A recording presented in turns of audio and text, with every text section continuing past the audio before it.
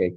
اهلا بيكم في الويبينار. النهارده هنتكلم فيه عن الفرق بين الووتر فول وبين الاجايل، او بين مدير المشروع مسمى الراجل اللي بيقود يعني المشروع في الووتر فول، وبين الرجل او المرأة يعني اللي بتقود المشروع في الاجايل. عشان نفهم الفروقات بينهم هشرح لك الفرق بين واحد اسمه عباس اللي هو الراجل اللي هو ذا ماستر اركتيك، وواحد اسمه احمد اللي هو الفاليو فوياجر، او اللي ماسك الفاليو بايده ويروح وراها ايا ما كانت. عباس دوت كل تفكيره ان هو عايز يحط خطة محكمة دقيقة قبل ما يبدأ يتحرك، ولازم تبقى كل تفصيلة موجودة فيه عشان يقدر يفهم يشتغل ازاي. في حين ان احمد يقول لك لا، احنا المفروض نحط خطة بسيطة ونبدأ ان احنا نشتغل عليها وننفذها ونشوف النتائج عاملة ازاي.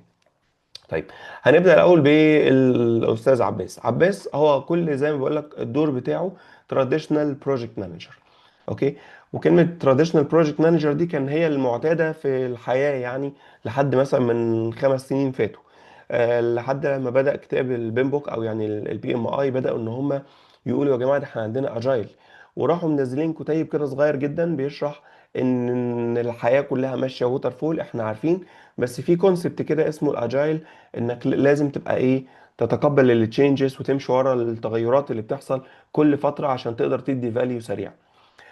الكتاب ده بدأ من حوالي كان 50 صفحة لحد ما بقى هو دلوقتي هو كل تقريبا يعني 90% من الكونتنت بقت ماشية بنظام الاجايل.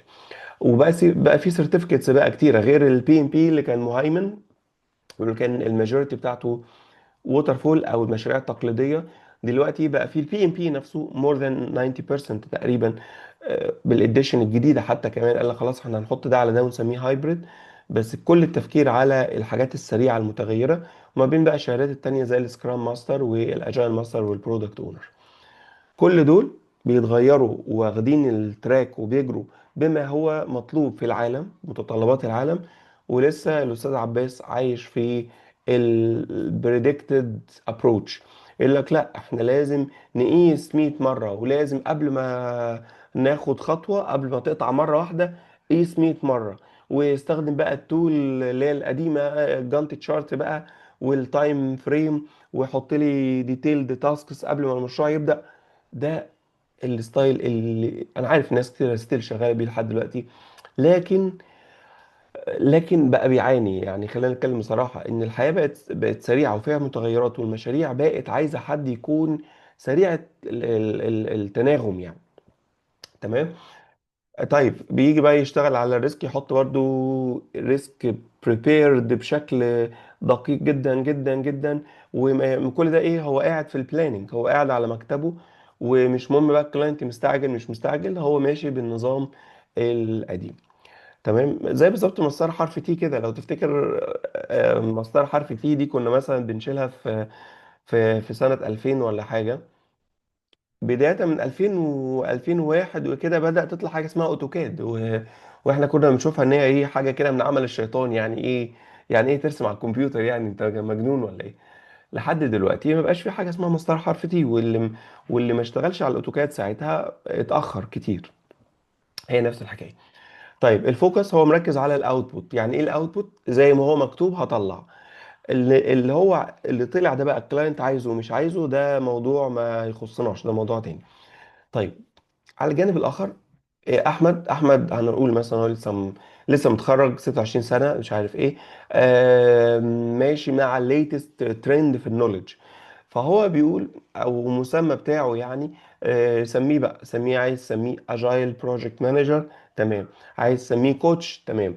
عايز سميه سكرام ماستر. وكلمه سكرام هي احد اولاد الاجايل، طريقه يعني زي ما هنتكلم عليها كمان شويه. وكلمة ماستر هو هي ماسترينج ذا بروسيس، يعني هو كأنه هو المدرس بتاع او المعلم بتاع السكرام، مش لازم ماستر ديجري يعني. تمام. طيب، ايه تركيزه؟ ان هو عايز يطلع حاجة بسرعة، السبيد. طيب وايه تاني؟ بيعمل حاجة بقى، بيستخدم حاجة اسمها كانبان وبيرن داون تشارت والايه الحاجات اللي هي شوية ممكن لما ندخل بقى الكورس مثلا ان شاء الله اللي هياخد الكورس هيبتدي يدخل في تفاصيلها. لكن ايه الخلاصة؟ ان هو ما بيطلعش سكيدول كامل لكل المشروع لان مش هنحتاجه، وايفورت زيادة ممكن في لحظة كل حاجة تتغير. طب انا ليه اقعد اخطط حاجة مش هتمشي فيها يعني، ما اضمنش ان انا اكمل فيها. طيب ايه الناتج بتاعه؟ الناتج ان انا اطلع اوتكم. اللهم انت هناك كان ايه؟ هناك كان اوتبوت. اوتبوت يعني اللي مكتوب هديهولك، عجبك بقى ما عجبكش، مش هو ده اللي انت عايزه، ده مشكلة تانية، وتعال نقعد نتخانق. تمام. عشان كده تلاقي الووتر فول دايما ممكن بيوصلوا لصراعات وبتكبر. لا هنا اوتكم. اوتكم يعني ايه؟ يعني هو السكرام ماستر ده المفروض ان هو يفهم الكلاينت عايز يطلع ايه في الاول، دماغه عايز يطلع ايه، ويحول ده الاوتبوت او الاوتكم بقى. يعني الاوتبوت يبقى ماشي مع الاوتكم. تمام. هو كده كده انت هتطلع اوتبوت، بس الاوتبوت ده لو طلع ماشي مع اللي الكلاينت عايزه فانت كده طلعت فاليو بتسمى اوتكم. لكن لو انت طلعت حاجه وكان الراجل عايز حاجه تانية وانت ما اهتمتش تفهمها، فبقى الاوتبوت غير الايه الاوتكم. فالترند اللي طالع دلوقتي، زمان كان اوتبوت او كونتراكت ريكويرمنت او كونتراكت سكوب. لا دلوقتي بقى يتكلموا عن كلمه اوتكم، يتكلم عن كلمه فاليو. اوكي. كل دي حاجات انت ايه بتشتغل ان انت تطلعها.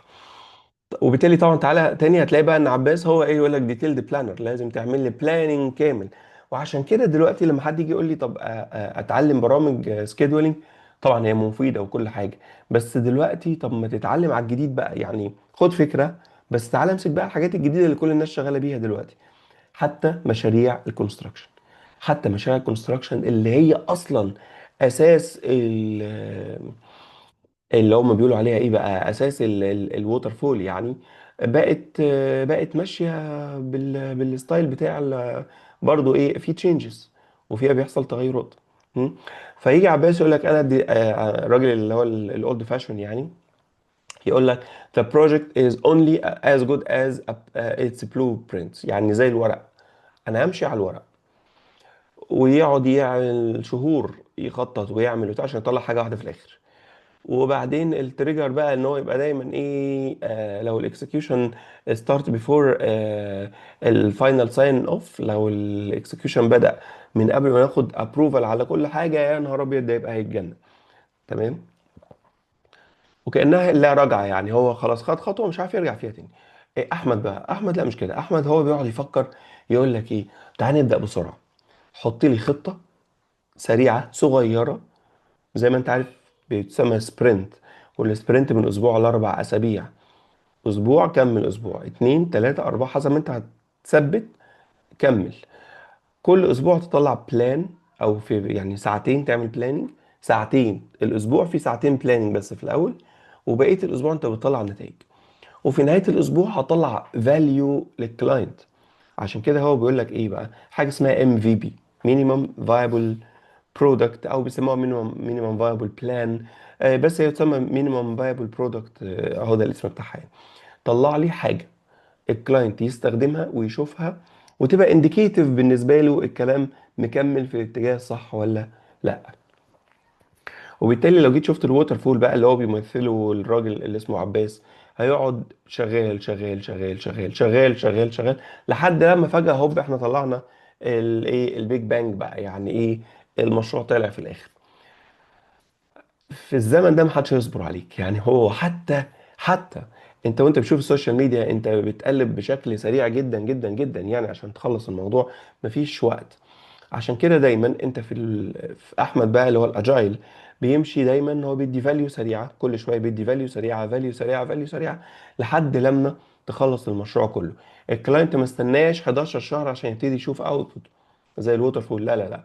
ده في بدايه من الشهر الاولاني، اول سبرنت لو كان 4 اسابيع، اول تو سبرنتس لو كانوا اسبوعين، اول 4 سبرنتس لو كانوا كل سبرنت اسبوع، الكلاينت بدأ ياخد فاليو حقيقية، وبالتالي بدأ يستفيد بيها، وبدأ كمان يقول الفيدباك لأحمد، وأحمد بدأ يأدابت ويحسن ويعدل. عباس شغال ايه اسمه جيت كيبر. اي خطوه حصل فيها تشينج البلان ده يبقى هيتجنن. يقول لك لا تعالى بقى، ده ايه ده، في سكوب كريب ولا ايه، لا ده تعالى، ويوقف ويخانق ويعمل.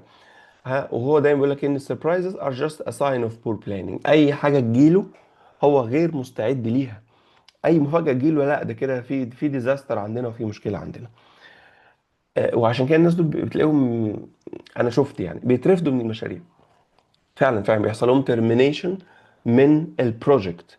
ليه؟ لان لما بيدخل المشروع ببساطه بيبقى هو ماشي بالستايل القديم بتاعه اللي محدش بيصبر عليه. محدش بيصبر عليه خالص، وبالتالي بيتركن بقى على جنب، وبيجيبوا حد شويه وال مايند سيت، يعني هو المايند سيت بتاعته شويه مرتبه، ويقدر ايه يادابت بشكل سريع. زي احمد كده، اللي هو كل ما تجيله تشينج، طب ما تيجي نفكر فيها ازاي نستفيد بيها، ايه الاوبورتيونيتيز اللي احنا ممكن نشتغل عليها، ها؟ استفيد بيها ازاي. طيب البروسيس هي عباره عن ايه؟ بيفوت بيزد اون يوزر نيد، يعني ماشي ورا الكلاينت. طبعا هندخل بقى حته براكتيكال، هقول لك ان في الاجايل حتى ممكن الكلاينت بيستعبط، يعني الكلاينت يقول لك الله مش المشروع اجايل انا اعمل اي حاجه انا عايزها. لا يا حبيبي، هندخل فيها في تفاصيل في الكورس ان شاء الله، يعني اللي هياخد الكورس لو حد حابب يدخل في الكورس. لكن الكور كونسبت بتاعي ان انت عندك فاليو، انا جاي احقق لك الفاليو بتاعتك. بس ما تقعدش كل ربع ساعه تغير لي. احنا عندنا رولز هنمشي عليها، زي مثلا ان جوه السبرنت مفيش تغيير. والحاجه التانيه ان انت لو جيت غيرت اللي انت محتاجه بره اللي احنا متفقين عليه بشكل كبير كده تدفع فلوس يعني. مفيش مشكله، هعمل لك، بس انت هتدفع فلوس عشان اعمل لك اللي انت عايزه. فده برضو الظبطه بتاعه الاجايل، عشان ما تفتكرش بقى ان الاجايل ايه، الكلاينت بيحط رجل على رجل ويقول لك روح هات لي كوبايه ميه. لا، مش كده. تمام. طيب الجيت كيبر ده يقول لك والله did we finish on time under budget according to the specifications.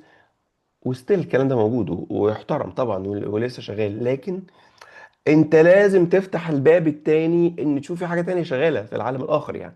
يعني في حاجه تانية اسرع. لان هو مفيش وقت هيجي يقول لك والله يا جماعه بنهايه 26 يبقى ده نهايه الووتر فول، مش هتحصل.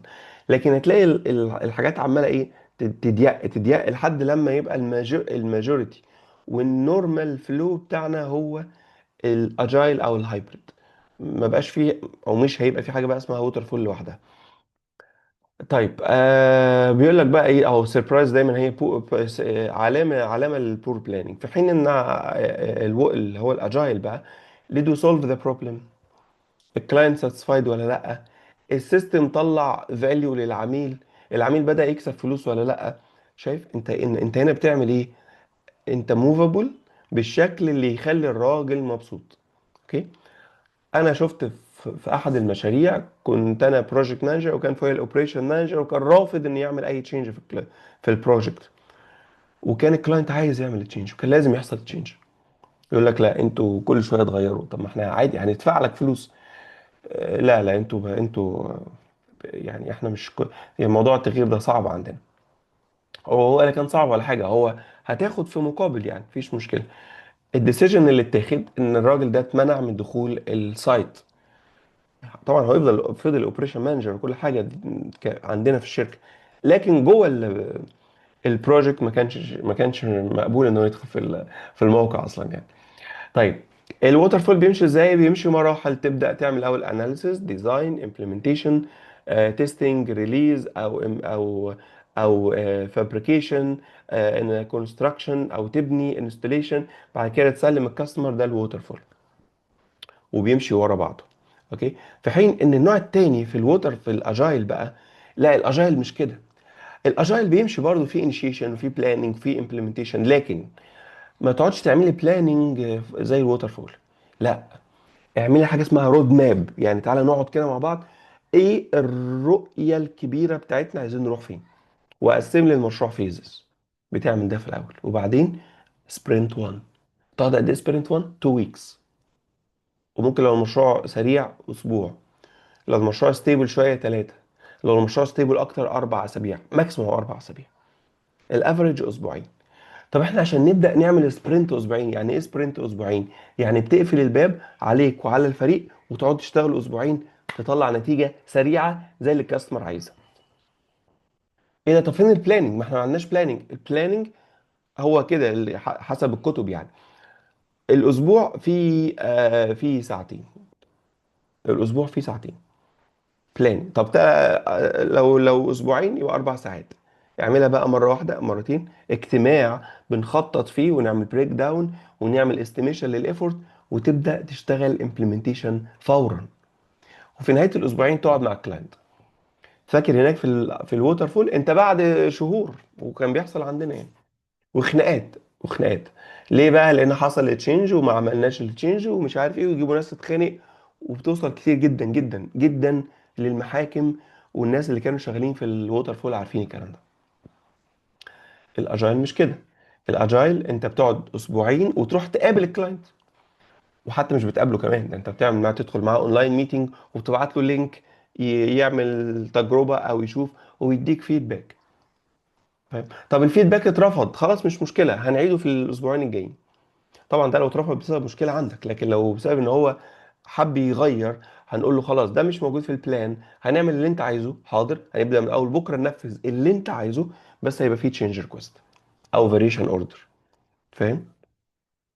حته انك توافق تشتغل او تبين ان انت open to work يعني، هو ده المايند سيت بتاع الايه، الاجايل.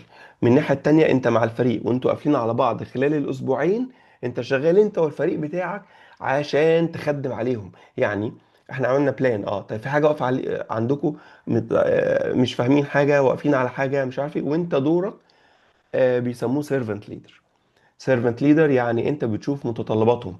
بالمناسبه الكلمه دي في بين بوك 8، احنا بنعمل كورس جديد على بين بوك 8 للبي ام بي. في بين بوك 8 بقى اسمه اكاونتبل ليدر. لا بقى هو اسمه المايسترو، او اللي هو المعلم حنتيرة اللي ماسك كل حاجة، ولا هو اسمه السيرفنت ليدر. بقوا حاجة هايبرد كده. اكاونتبل ليدر انت المحاسب، وبالتالي انت بقى تفلكتويت بين السيرفنت ليدر وبين الراجل الكل في الكل يعني ده، لحد ما تخلص المتطلبات بتاعت المشروع. طيب، اهو شايف هنا البروجكت مانجر هو الكل في الكل، وهو بقى تحتيه كل الناس ومش عارف ايه والكلام ده كله، هو الكوماندا يعني. تمام. وكل حاجه سنترلايزد، وهو اللي بيوزع كل حاجه. ماشي. السكرام ماستر بقى مش كده. السكرام ماستر هو مع الكلاينت من خلال واحد اسمه برودكت اونر بيتواصل معاه. هو مع التيم هو الليدر، اللي هو الكوتش يعني، تقدر تقول الكوتش اللي بيعلمهم ويقومهم ويخليهم حاجة واحدة مع بعض، ويخليهم على التراك. كل ده اسمه سكرام ماستر. وكمان ايه، يعمل حاجة اسمها امباورمنت بقى، والناس يشتغلوا من غير ما يقولوا على كل كبيرة وصغيرة. ده الدور الجديد. وبالمناسبة كنت انا حطيت احصائيات على الجروب امبارح. هو من 100,000 ل 130,000 جوب ريكوايرمنت بالسكرام ماستر السنة اللي فاتت بس. انت متخيل؟ ويمكن انا لما خدت شهاده السكرام ماستر في نفس الشهر، عدلت بقى اللينكد ان ومش عارف ايه، جات لي 3 انترفيوز على سكرام ماستر رول في نفس الشهر، ومن ضمنهم فودافون يعني كلموني. تمام. فهو بقى شويه طبعا الاثنين مطلوبين طبعا، بروجكت مانجر التقليدي والسكرام ماستر. ويا سلام بقى لو تبقى برودكت اونر كمان، كلها في نفس الفاميلي. لكن تقدر تشتغل، او الفرص تبقى اكتر، تقدر تشتغل اكتر من حاجه مع بعض. طيب، زي ما انت شايف بقى الستايل بتاع عباس هو لينير، شغال سيكوينشال. وده شكل السكيدول التقليدي بتاعنا، هو شغال حاجه ورا حاجه ورا حاجه. طيب الدوكيومنتيشن مركز عليها جدا. هو الكنترولر بتاع كل حاجه، هو فرحان بان هو ايه، الراجل الكباره يعني. الكلاينت بيجي له في البدايه وفي النهايه. تمام. وهو ماشي بروسيس باي بروسيس، ماشي على الدوكيومنتيشن. في حين ان فكره الاجايل بقى مش مبنيه على كده، دي مبنيه على يبقى في iteration وتحسين دايما وتعديل. م? طيب، ايه تاني؟ هو دايما ايه، بيديهم حاجه اسمها يوزر ستوريز، او تقسيم المشروع الكبير الى حاجات صغيره سريعه، اللي هو خفيفه كده، تاسكس خفيفه بنسميها يوزر ستوريز. دوره سيرفنت ليدر. الانبوت والاوتبوت على طول مع الكلاينت، كل اسبوع بتشوفه، كل اسبوع بتشوفه، وكمان بيبقى فيه انتر اكشن بين الناس. خلاص، ده كده باختصار سريع. جبتها لك من خلال قصه، والاتنين دول موجودين وكتير جدا. لو انت كنت احمد كويس خلاص زي الفل. تمام. لا انا مش بتكلم احمد بقى اللي هو بس بتاع الاجايل بس، لا انا بتكلم مايند سيت. المايند سيت احنا في 2026، وحتى الشهادات بتتغير يعني. حتى الجماعه اللي بيطلعوا سيرتيفيكيشنز وبتاع بداوا يطعموا بقى الحاجات، بدل ما بقى ووتر فول بقى سكرام واجايل. مع الكلام ده انا طبعا بتكلم في مجال اداره المشروعات. طب خد بقى الجديده كمان، وده اللي احنا ان شاء الله نركز فيه بقى في 26. بيدخلوا الاي اي في كل حاجه تقريبا. يمكن احنا على الجروب بنعمل محاضرات ازاي تطعم كل شغلك بالاي اي بحيث يبقى انت كمان ابديتد يعني. م? فمبقاش بقى الموضوع معتمد على ان انت ايه، الستايل القديم. المصيبه الكبيره واللي انا، لو انت ما طلعتش من المحاضره الا بدي بس، ده البوتوم لاين يعني. انت لازم تطور من نفسك يعني. لازم تكون بتقرا وتشوف تشوف فيديوهات حتى على اليوتيوب، او تتعلم حاجه، وطبعا تبقى سيرتيفايد في الحاجات الحته بتاعتك يعني. لازم تبقى ديفلوبد. لازم تبقى ديفلوب، لان الموضوع بقى سريع قوي. وبيجوا ناس ما شاء الله ولاد صغيرين ولا حاجه بيبقوا مذاكرين كويس. طب ما انت عندك خبره، طب ما انت تكسب. لان انت عندك خبره، بس من غير النولج هتبقى انت ماشي in the middle of nowhere. انت بتعوم في بحر مش عارف انت رايح فين. م? وهتلاقي واحد ماشي سريع بقى جنبك كده لابس الزعافات دي وطاير. فلا، انت اولى انك تتعلم وتطور من نفسك. اوكي. طبعا برضو حته على جنب كده، اللغه، ما انت لازم برضو تبقى شاطر في اللغه. ما ينفعش تبقى ايه، تبقى انت شاطر في مجالك وسايب اللغه. ولما اقول لغه هنا، لو انت بتتكلم عربي بطبيعه الحال، فانا مين اللي بتكلم على انجليزي وحط معاها حاجه تانية. حط معاها حاجه تانية. يعني يقول لك الصيني مثلا طالع جدا الفتره الجايه، ال 20 سنه الجايين. الاسباني، في اسبانيا وامريكا الجنوبيه بيتكلموا اسباني، والبرتغال. ها.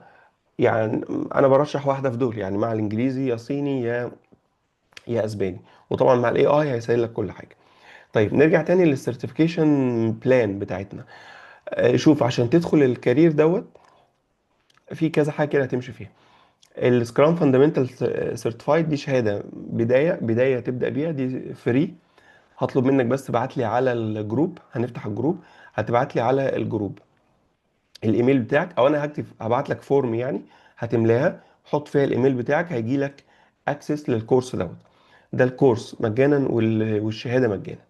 اللي هو سكرام فاندامنتال سيرتيفايد، اساسيات السكرام. طيب بعد كده عندك تدخل بقى، يا اما عايز تدخل في البي ام بي او تدخل في السكرام ماستر. البي ام بي هو في تعديل في الامتحان شهر 6 اللي جاي. فده احنا ماشيين فيه، وهننزل كورس جديد فيه ان شاء الله. بس اللي عايز اقوله هنا في السكرام ماستر، هي الامتحان والكورس $450. هما منزلين اوفر مكمل اظن لحد نهاية الشهر، بقى $200 بس. يعني الامتحان والكورس من على المنصة يعني بتاعت السكرام ستادي دوت كوم ب $200 بس. فبرضو ده هيبقى فيها فورم يعني، لو انت انترستد اكتب بس في الفورم، وهبعت لك اكسس ل ازاي تحصل على الكورس ده. خلاص. طيب لو انت بدأت، طبعا البي ام بي بحوالي $550. فلو انت بتدور على شويه تبقى انت سيرتيفايد في حاجه شويه اقل في السعر شويه من امتحان البي ام بي، فهي السكرام ماستر مع وجود الاوفر الاخير ده، هي $200 كلها على بعضها. طيب بعد بقى ما نخلص كده سكرام ماستر، المفروض يعني انا هدفي يعني، لو انت اتعلمت ده هيفتح لك مجالات كتيره ان شاء الله في الشغل بتاعك، او على الاقل تاخد خطوه في شركتك يعني. عشان بعد كده احنا عايزين نتحرك كلنا مع بعض في سيرتيفايد بروفيشنال ان اي اي، او سيرتيفايد بروجكت مانجمنت اي اي. اوكي. دي شهاده جديده برضو نازله، هنتكلم عليها ان شاء الله قريب. وبعدها في شهاده برضو نزلت تانية، السستينابيليتي بقى وكده، اسمها جرين بروجكت مانجمنت. خلاص. فدول كده ايه الخطوات اللي انت ان شاء الله هتمشي فيهم بالترتيب ان شاء الله. خلاص. طبعا زي ما قلنا بقى، خلاص احنا شرحنا كل دوت. هو السكرام ماستر، انت هتبقى سيرتيفايد انك تقدر تشتغل كمدير مشروع في بيئة السكرام. اي حد انترستد يبقى سكرام ماستر، وملهاش ريكويرمنت يعني، مش لازم 3 سنين خبرة زي البي ام بي. وانا افضل انك تاخد كورس من اللي هي الفاندامنتال، لكن حتى مش مانداتوري. لو عايز تدخل على الكورس على طول ممكن تعمل كده. هو الامتحان عبارة عن 100 سؤال في ساعتين. 100 سؤال في ساعتين. وانا هديك امتحان كامل فيهم يعني، هديك 100 سؤال مشابه للي هيجي لك في الامتحان ان شاء الله. هو الشهاده ب 450 على الموقع. بس هما كانوا بعت لنا تخفيض الفتره ديت، بما ان انا يعني ممبر معاهم او عندي بارتنرشيب معاهم، فبقى ب $200 بس. اوكي. بس انا كده خلصت، ولو حد عنده سؤال يتفضل. و هندسة، هو لازم تعدي ال 95% باص عشان تاخد الشهادة؟ لا لا، ده هو بيقول نسبة النجاح في الشهادة عندهم كذا يعني. يعني لو في مثلا 10 او في مثلا 100 واحد دخلوا الكورس، 95 واحد بينجحوا بنسبة نجاح يعني، فاهمني؟ دكتور محمد، ايوه. الكورس السكرام ماستر بيبقى مع حضرتك؟ شوفي، هو السكرام ماستر احنا هنعمل لا، هو السكرام الكورس والامتحان تبع سكرام ستادي. اوكي. بس هما عشان خاطر والشرح بتاعهم كويس يعني. بس احنا هنعمل زي اللي هيشترك يعني، هنعمل 3 محاضرات. الكورس هيبقى عاملين نعمله ملخص كده في 3 محاضرات ان شاء الله، ومعاها امتحان في الاخر، امتحان مشابه للفاينل. بحيث لو انت حبيتي يعني ما تعتمديش على الكورس منهم، لان هو انجليزي شويه، واعتقد ان هو روبوت يعني بيتكلم حاجه كده يعني. فاحنا هنعمل السمري دوت الماتيريال و3 محاضرات وامتحان. دولت كيف كافيين جدا انك تدخلي الامتحان من غير ما تشوفي الكورس بتاعهم يعني. فاهماني؟ برضه ليه نسبة نجاح يعني زي البي ام بي لازم 80% او كده؟ هو اللي هو 70% عندهم. تمام. 70%. بس هو شوفي يعني، هو اقدر اقول يعني ان الامتحان اللي احنا هنعمله ده هيبقى شبيه، طبعا مش تيبيكال يعني، لان انا ما اعرفش الاسئله هتبقى عامله ازاي. بس هو شبيه بقدر كبير للامتحان بتاعهم اللي هو هيجي عندهم يعني. تمام فاهماني؟ ان شاء الله. بس فبس يعني. مش لو في اي يعني اسئله بقى تقريبا اتفضل. الكورس كده بالامتحان بياخد ايه تايم؟ يعني اسبوعين 3؟ والله شوفي، انا خدته في اسبوعين يعني. انا خدت حوالي. الاول ما الكورس اتفتح لي ذاكرته وحليت ودخلت، حوالي كان اسبوعين. لو احنا هنعمل كده، فاحنا قولي مثلا لو الكورس اشتغل، لو احنا خلاص احنا بس هنبقى، هو عشان ناخد الديسكاونت ده هو لازم مينيمم 10 افراد يعني. وانس ان احنا جمعنا العدد، هنقوم هنعمل اناونسمنت ونبعت. هنملى الفورم يعني، هتلاقي الفورم على الجروب، او لو الفيديو ده على اليوتيوب هتلاقي الفورم في الكومنتس. هتملي الفورم، وبعدين هنبعت اكسس. خلاص بدأنا الكورس، اسبوع الكورس نفسه، وبعدين اسبوع فيهم الاسبوع التاني ده هنحل فيه الامتحان ده، وندخل في نهاية الاسبوع التاني. فهو الفترة كلها على بعضها اسبوعين ان شاء الله بإذن الله يعني. ان شاء الله. وفي حالة ان لو حد خد الامتحان اللي هو الموك اكسام ده، ولقيت الدرجة بتاعته في الاسبوع التاني، لقيت الدرجة بتاعته مش اقل من 70% او مش جاهز، الاسبوع التاني ده هنعمل محاضرات معاه يعني بارتيكولر كده، مع الاشخاص اللي هيبقوا جايبين اقل من 70%، عشان نتاكد ان كلنا هنعدي ان شاء الله. ده الاستراتيجيه يعني، فاهماني؟ ان شاء الله. اوكي. بس كده. محمد، هو حضرتك كنت بتقول دلوقتي ان في العرض ده على البي ام بي كمان؟ يا ريت والله. لا يا ريت ازاي؟ والله. البي ام بي ازاي؟ دول يعني بالكاد يعني لما بينزلوا حاجه للاسف. اه، يعني العرض بتاع السكرين ده بيبقى زي فاوتشر كده؟ السكرام ده يعني هو شويه بيبقى شويه. شوفي، هو بيبقى انا عامل معاهم ممبرشيب من حوالي 8 سنين مثلا ولا حاجه. اه. فشويه لما بيجي حاجه زي كده بيبعتوا لنا احنا. فدي الفكره. البي ام اي بينزلوا حاجه اسمها فاوشر. يعني البي ام اي بتلاقي مثلا يقول لك ايه، فاوشر كده بجد؟ 30% مش عارف بمناسبه ايه. الفاوشر ده اول لما بيجي لنا احنا بقوم حاطه على الجروب على طول يعني. ده تلاقيني احيانا بحط كده على الجروبز فاوشرز، بتبقى جايه لنا وجايه لكل الناس، مش لحد بعينه يعني. طبعا انا اقصد، يقول لك الفاوشر ده للميدل ايست خلاص، يبقى ليه عدد معين مثلا 100 واحد او 200 واحد يدخل يطبقه، بينزل له خصم تقريبا 30%، حاجه كده يعني. تمام. فاهمين؟ شكرا يا باشمهندس. بس ربنا طيب يخليك. معلش يا دكتور، اخر سؤال. هو التقديم مفتوح من امتى لحد امتى؟ والله شوفي، هو كان الاوفر ده كان لحد اول واحد يعني. هو كان لحد اول واحد، عشان كده احنا كنا مره كتبنا على الجروب من قبل كده، وبعدين بعتوا تاني. فبعتوا تاني المفروض لحد نهايه واحد. فاحنا معانا لحد، قولي مثلا لحد يوم 5/2. آه لحد نهايه واحد، ممكن يعني هنيجوشيت معاهم لحد 5/2 نقدر نقول. اللي هو ب $200 ده. تمام. بس. ماشي.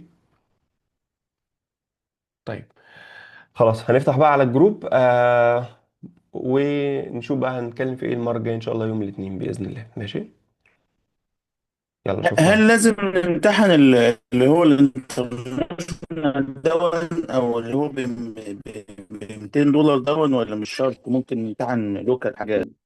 لا قول لي تاني معلش.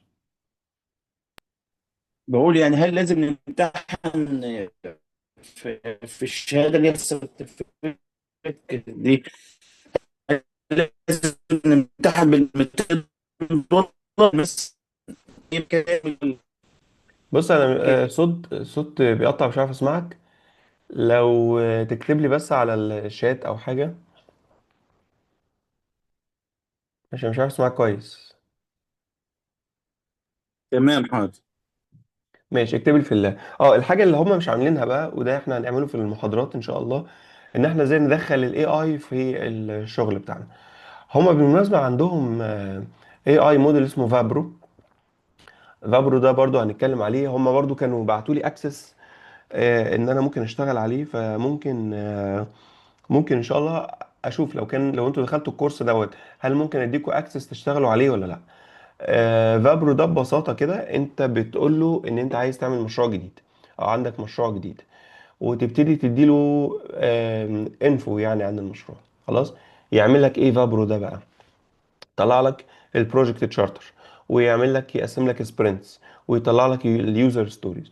تقول له اعمل لي استيميت لليوزر ستوري، يعمل لك استيميت لليوزر ستوريز. تقول له طلع لي الريسك في كل سبرنت، يطلع لك ريسك في كل سبرنت. يعني هو كأن هو انت تقدر تقول اي اي موديل، لكن هم عاملينه تailored قوي للمشاريع الاجايل. فاهم؟ فهو جميل يعني. فهو ممكن ان شاء الله لما ندخل الكورس كده اشوف امكانية ان احنا برضو نذاكره واحنا شغالين ايه. طب ما تخليهم يا دكتور محمد يدونا اكسس حتى لو بفلوس يعني. ده هايل البرنامج ده. لا لا ده جميل. ابقى يعني خلينا اشوف كده، لو كده ممكن اشوف هو فاتحينه ايه بالظبط واقول لك عليه. بصراحة هيبقى جميل يعني. هيبقى جميل. طيب هل ممكن الشهادات لوكال سعرها ارخص من دي؟ هل بعد الشهادة تقدر تعمل اشتغل؟ شوف هو اللي انا شفته يعني، رينجات الشهادات في الفيلد ده بتتراوح في الرينج اللي أنا بقول لك عليه، يعني من اول 400 مثلا. هو دول عندهم 450. تروح للبي ام بي هتلاقيها ب 550. تروح للاجايل ماستر 500 550 في الرينجات دي. فهم نزلوا تقريبا اكتر من 50%. يعني هو اللي هم منزلينه ده $200. ده سعر اعتقد ان هو كويس يعني على شهادة بامتحان بمذاكرة بمش عارف ايه. فسعرها كويس. اقل من كده ما اعتقدش. انا ما شفتش بصراحة، ما شفتش اقل من 200 دي. انا ما شفتهاش. آم، تقدر تشتغل بيها سكرام ماستر على طول. شوف، انت هتذاكر وهتاخد السيرتيفيكت ان شاء الله. تمام. طيب انت وانت شغال، الشهاده بتقول انك تبقى سكرام ماستر. خلاص انت هتبقى سكرام ماستر سيرتيفايد. بجانب الشهاده وده انا بقى ممكن اساعدك فيه يعني، انك هتعمل كيس ستادي خلينا نقول يعني. هنعمل مشروع او هديك تاسك كده تعمله، مشروع من الاول للاخر. خلاص. فوانت شغال هتقع في حاجات، فانا هدخل معاك في الحاجات دي، اقول لك لا دي غلط هنا، صلح هنا، اعمل هنا. بحيث يبقى انت لما تروح انترفيو بعد كده انت بتتكلم مش بس بقى تقول لهم بقى شابتر واحد كذا وشابتر ثلاثة كذا. لا، ده انت بتتكلم براكتيكال كمان، بتتكلم بشكل عملي بناء على اللي احنا هنشوفه مع بعض. عارف؟ بس يعني دي الحاجة التانية. افرض جالك انترفيو. خلاص.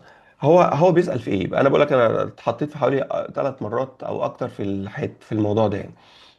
هو عايز يشوف عندك المايند سيت بتاعت السكرام ماستر يعني ولا لا، او المايند سيت بتاعت الاجايل بشكل عام ولا لا.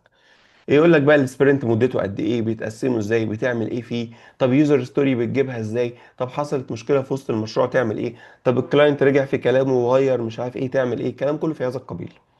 فاهم؟